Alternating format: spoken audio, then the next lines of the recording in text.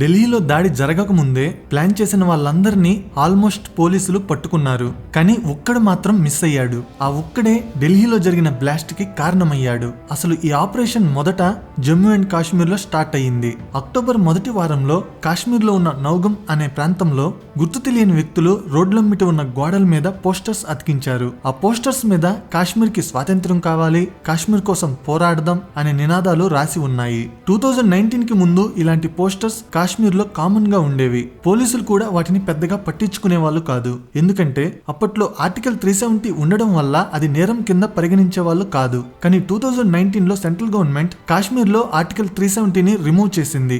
అప్పటి నుంచి అలాంటి పోస్టర్స్ అంటించడం కూడా నేరం అవ్వడం వల్ల ఎవరు అలాంటి పోస్టర్స్ ని అతికించడానికి డేర్ చేయలేదు. కానీ సడన్ గా ఈ సంవత్సరం అక్టోబర్ లో పోస్టర్స్ అతికించి ఉండడం చూసి ఆ ఏరియాలో ఉన్న senior superintendent of police SSP Sandeep చక్రవర్తికి అనుమానం వచ్చింది. ఆ పోస్టర్స్ ఎవరు అతికించారో తెలుసుకోమని అధికారుల్ని ఆదేశించారు. ఇన్వెస్టిగేషన్ లో ఏం తెలిసిందంటే కాశ్మీర్ కి చెందిన 3 యువకులు ఆ పోస్టర్స్ అతికించారని తెలిసింది. వాళ్ళ క్రైమ్ హిస్టరీ చూడగా ఏం తెలిసిందంటే ఒకప్పుడు కాశ్మీర్ లో పోలీసుల మీద స్టోన్ పెల్టింగ్ ఎక్కువగా ఉండేది. అంటే పోలీసుల మీద రాళ్లు వేయడం చేసేవాళ్ళు. ఆ స్టోన్ పెల్టింగ్ లో వీళ్ళు పాల్గొనే వాళ్ళని అర్థమైంది. ఆ 3 పోలీస్ స్టేషన్ కి తీసుకుని వచ్చి ఇంటరాగేట్ చేసి ఎవరు అతికించమన్నారో చెప్పమని అడిగారు. ఆ ఏరియాలోనే ఇర్ఫాన్ అనే ముస్లిం మత గురువు అతికించమని చెప్పాడు అని ఆ పోస్టర్స్ అతికించిన వాళ్ళు ఇంటరాగేషన్ లో చెప్పారు. వెంటనే పోలీసులు వెళ్లి మత గురువు అయిన ఇర్ఫాన్ ని స్టేషన్ కి తీసుకుని వచ్చారు. ఎందుకు పోస్టర్స్ అతికించమన్నావో చెప్పమని గట్టిగా అడిగారు.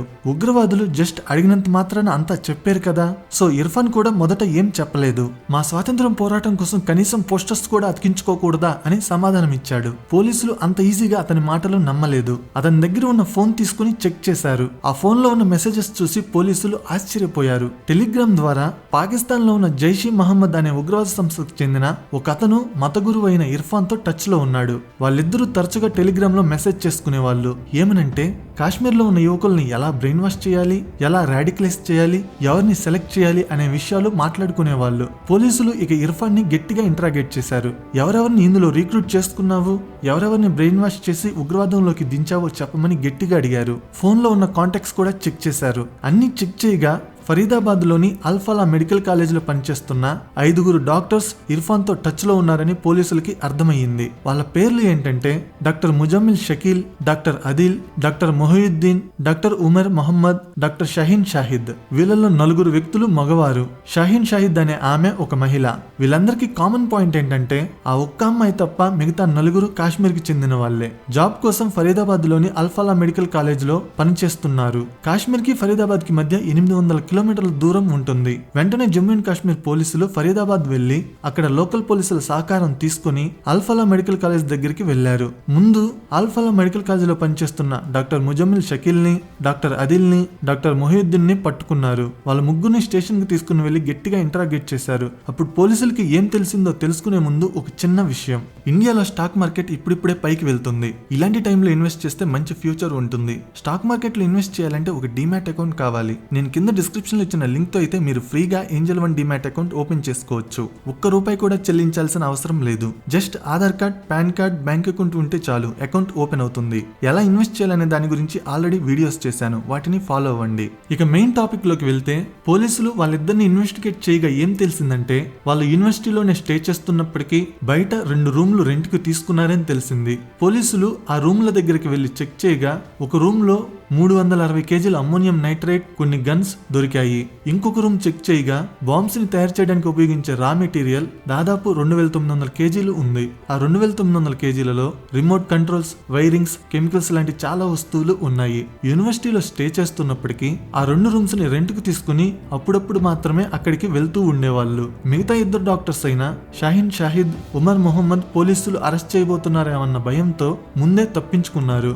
మహిళ అయిన షాహీన్ షాహిద్ కి చెందిన కారులో ఒక గన్ ని పోలీసులు రీకవర్ చేశారు. ఆ తప్పించుకున్న 2 కోసం పోలీసులు గాలింపు మొదలు పెట్టారు. తప్పించుకున్న వాళ్ళల్లో ఉమర్ మొహమ్మద్ అనే అతను వైట్ కలర్ హ్యుండై i20 కారులో తన దగ్గర ఉన్న బాంబ్ మెటీరియల్ ని మొత్తం కారులో లోడ్ చేసుకున్నాడు. నవంబర్ 10 ఉదయం ఫరీదాబాద్ నుంచి కారులో స్టార్ట్ అయ్యాడు.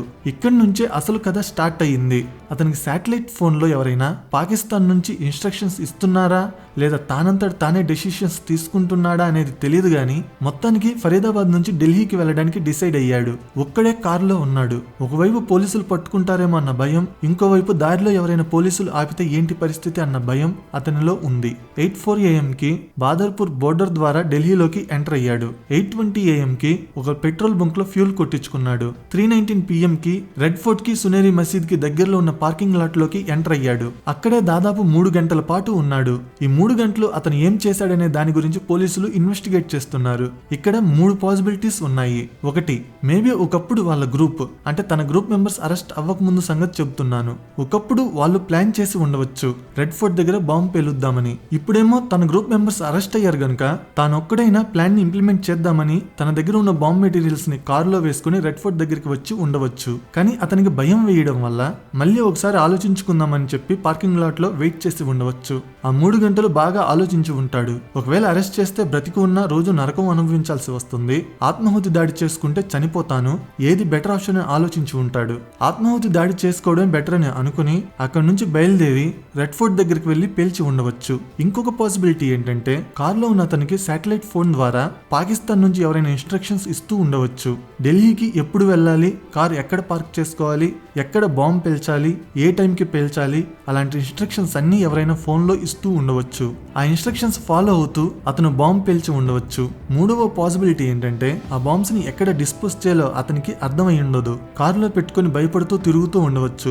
డిస్పోజ్ చేయడం ఎందుకులే అనుకుని ప్లాన్ ప్రకారం రెడ్ ఫోర్ట్ దగ్గర పేల్చేస్తే సరిపోతుంది కదా అని అనుకుని పేల్చి ఉండవచ్చు. ఈ 3 పాసిబిలిటీస్ ఉన్నాయి. 6:48 PM కి కార్ పార్కింగ్ లో నుంచి బయటికి వచ్చాడు. రెడ్ ఫోర్ట్ దగ్గరికి వెళ్దామని స్టార్ట్ అయ్యాడు. వెళ్తూ ఉన్నాడు. మేబీ అతని టార్గెట్ టెంపుల్ అయ్యుండకపోవచ్చు. ఎందుకంటే టెంపుల్ దగ్గరగా పేల్చాలి అంటే ఈ ప్లేస్ లో పేల్చి ఉండవచ్చు. కానీ ముందుకు వెళ్లి యూటర్న్ తీసుకుని ఈ ప్లేస్ కి వచ్చి పేల్చాడు. ఏ కార్ అయినా రెడ్ ఫోర్ట్ కి అతి దగ్గరగా వెళ్లాలంటే ఇదే ప్లేస్. ఇక్కడ మాత్రమే పబ్లిక్ కార్స్ అనేవి రెడ్ ఫోర్ట్ కి దగ్గరగా వెళ్ళగలవు. సో అతని మెయిన్ టార్గెట్ రెడ్ ఫోర్ట్ అయ్యుండవచ్చు. అందుకే దగ్గర వరకు వచ్చి పేల్చాడు. యాక్చువల్ గా ఉమర్ మొహమ్మద్ ఫరీదాబాద్ నుంచి తప్పించుకున్నాడని పోలీసులకి ముందే తెలుసు. అతన్ని పట్టుకుందామని పోలీసులు ప్రయత్నించారు. అదే విషయం ఒకతను రెడిట్ లో కూడా పోస్ట్ చేశాడు. ఇవాళ ఢిల్లీ మెట్రోలో ప్రయాణించానని, రెడ్ ఫోర్ట్ మెట్రో స్టేషన్ దగ్గర పోలీసులు ఎక్కువగా ఉన్నారని ఈ ఇన్సిడెంట్ జరగకముందే రెడిట్ లో పోస్ట్ చేశాడు. మేబీ ఉమర్ కి ఆ విషయం తెలిసే పోలీసులు తన కోసం వస్తున్నారన్న భయంతో పేలుడు చేసి ఉండవచ్చు. ఇది పాకిస్తాన్ వల్ల ప్లాన్ అయి ఉండవచ్చు. అందుకే రెడ్ ఫోర్ట్ ని టార్గెట్ చేశారు. పాకిస్తాన్ కి చెందిన జేఈఎం ఉగ్రవాద సంస్థ మెయిన్ గా కాశ్మీర్ లో ఉండే సైనికుల్ని, పబ్లిక్ ప్లేసెస్ ని, లేదా పహల్గామ్ ఇన్సిడెంట్ లాగా కాశ్మీర్ లో ఉండే హిందూస్ ని టార్గెట్ చేస్తుంది. ఆపరేషన్ సింధూర్ లో జేఈఎం ఉగ్రవాద సంస్థ హెడ్ అయిన మసూద్ అజార్ వాళ్ళ ఫ్యామిలీకి చెందిన 10 మంది చనిపోయారు గనుక దానికి రివెంజ్ గా మసూద్ అజార్ ఇండియా మొత్తం బాంబులు పేల్చాలని అనుకుని ఉండవచ్చు. దానికి ప్లానింగ్ కొన్ని నెలలుగా జరుగుతుండింది. రెడ్ ఫోర్ట్ దగ్గరికి బాగా టూరిస్టులు వస్తుంటారు. చాలా మంది విజిట్ చేస్తుంటారు. పక్కనే పెద్ద ఎలక్ట్రానిక్స్ మార్కెట్ కూడా ఉంది. అక్కడైతే జనాలు విపరీతంగా ఉంటారు. సో అలాంటి చోట బాంబు పేలిస్తే మరణాల సంఖ్య ఎక్కువగా ఉంటుందని ప్రధానమంత్రి మోడీ జెండా ఎగురవేసే ప్లేస్ గనుక మోడీకి వార్నింగ్ ఇచ్చినట్టుగా ఉంటుంది అని అనుకుని జేఎం ఉగ్రవాద సంస్థ ప్లాన్ చేసి ఉండవచ్చు. ఇంతలో జమ్మూ అండ్ కాశ్మీర్ పోలీసులు మొత్తాన్ని పట్టుకున్నారు. 2900 కేజీల మందు పాత్రలని సీజ్ చేశారు. ఒకవేళ పోలీసులు గాని పట్టుకోకపోయి ఉంటే 2900 కేజీలు అంటే దాదాపు 2000 మంది వరకు చనిపోయేవారు. అంటే పాకిస్తాన్ వాళ్ళు చాలా పెద్దగానే ప్లాన్ చేశారు. యాక్చువల్ గా ఇలాంటి పనులకి జేఎం సంస్థ కాశ్మీర్ లో ఉన్న ముస్లింస్ ని సెలెక్ట్ చేసుకునేది. ఈసారి సిచ్యువేషన్ మరీ దారుణంగా ఉంది. ఎక్కడో ఫరీదాబాద్ లో ఉండే వాళ్ళని, అది కూడా డాక్టర్స్ ని సెలెక్ట్ చేసుకుని వాళ్ళకి బ్రెయిన్ వాష్ చేశారు. ఈ మొత్తం ఫరీదాబాద్ టెర్రర్ మాడ్యూల్లో ఒక మహిళ ఉండడం ఆశ్చర్యాన్ని కలిగిస్తుంది. షాహిద్ అనే ఆమె ఉత్తరప్రదేశ్ స్టేట్ కి చెందినది.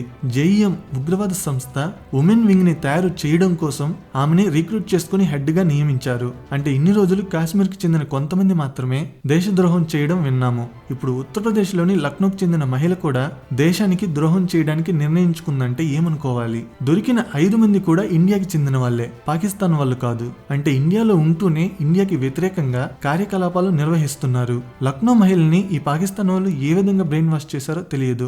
ఆమెను బ్రెయిన్ వాష్ చేయడం ఒక ఎత్తు అయితే ఆమె ఇంకొంతమందిని బ్రెయిన్ వాష్ చేయడానికి నియమించారు. అది ఇంకా ఆశ్చర్యాన్ని కలిగిస్తుంది. ఈ పాకిస్తాన్ వాళ్ళు ఏ విధంగా ఇంతమందిని రాడికలైజ్ చేస్తున్నారో అర్థం కావడం లేదు. అసలు పోలీసులు ఇన్వెస్టిగేట్ చేయాలి. ఇంకెంతమందిని ఈ గ్రూప్ రాడికలైజ్ చేసి రిక్రూట్ చేసుకుందో అనేది, ఈ నెట్వర్క్ ఎంత దూరం స్ప్రెడ్ అయ్యింది, ఇందులో ఎంతమంది ఇన్వాల్వ్ అయినారు అనేది ఇన్వెస్టిగేట్ చేసి అందరినీ అరెస్ట్ చేయాలి. లేకపోతే ఇండియాలో పేలుళ్లు కామన్ అయిపోతాయి. యాక్చువల్గా కాశ్మీర్ని తప్పిస్తే 2014 నుంచి ఇండియాలో ఎక్కడ కూడా మనుషులు చనిపోయేంత బాంబ్ బ్లాస్ట్ జరగలేదు. చివరిగా 2013లో హైదరాబాద్ లోని దిల్సుఖ్ నగర్ ఏరియాలో పేలుడు జరిగింది.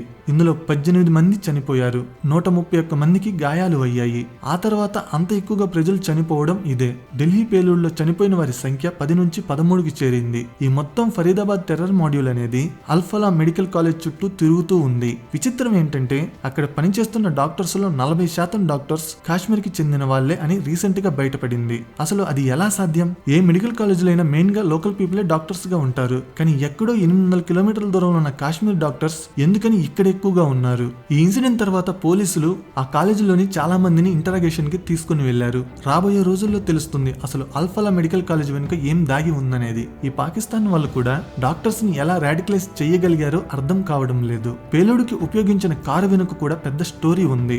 మొదట ఆ కార్ ని సల్మాన్ అనే అతను కొన్నాడు. అతను కొన్ని రోజులు వాడుకొని నదీమ్ అనే అతనికి అమ్మాడు. అతను కొన్ని రోజుల తర్వాత దేవేందర్ అనే ఒక కార్ డీలర్ కి అమ్మాడు. ఆ కార్ డీలర్ నడుపుతున్న కంపెనీ పేరు రాయల్ కార్ జోన్. అక్కడి నుంచి అమీర్ అనే అతను కార్ ని కొనుక్కున్నాడు. ఈ అమీర్ అనే అతను కార్ నడిపిన ఉమర్ అనే అతనికి బ్రదర్. మరి ఉమర్ చేస్తున్న ఉగ్రవాద కార్యకలాపాలు అతని బ్రదర్ అమీర్ కి తెలుసా లేదా అనే కోణంలో పోలీసులు ఇన్వెస్టిగేట్ చేస్తున్నారు. జస్ట్ కాశ్మీర్ లోని పోస్టర్స్ ఎవరు అతికించారనేది ఇన్వెస్టిగేట్ చేస్తే మొత్తం ఫరీదాబాద్ టెర్రర్ మాడ్యూల్ బయటికి వచ్చింది. మోడీ కూడా ఉగ్రవాదులకి గట్టిగానే వార్నింగ్ ఇచ్చాడు.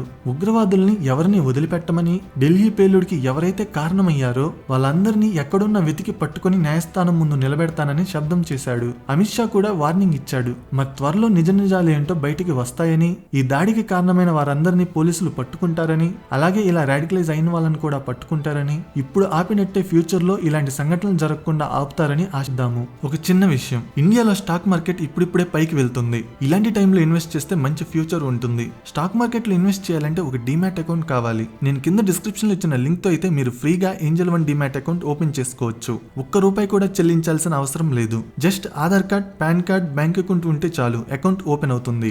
ఎలా ఇన్వెస్ట్ చేయాలనే దాని గురించి ఆల్రెడీ వీడియోస్ చేశాను, వాటిని ఫాలో అవ్వండి.